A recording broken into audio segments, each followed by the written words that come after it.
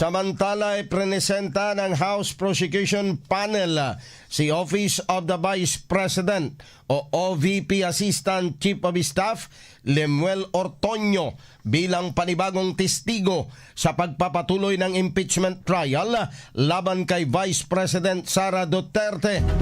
Sa pagbubukas ng ika-18 araw ng paglilitis sa Senate Impeachment Court, pinangunahan ng litigation lawyer na si Attorney May Divina Gracia ang pagtatanong sa opisyal ng OVP. Sa simula ng pagdinig, inaprobahan ng Senate Impeachment Court ang kahilingan ng panig ng prosekusyon na opisyal na ideklara si Ortoño bilang isang hostile witness. Dahil dito pinayagan ng hukuman ng prosekusyon na gumamit ng leading questions sa kanilang pagtatanong.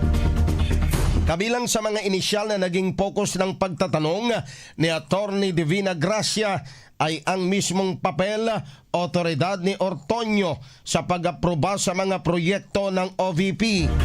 Binusisi rin ng prosekusyon ang prosesong pinagdaanan ng pondo at ang mismong pagpapalabas nito para sa naturang mga programa.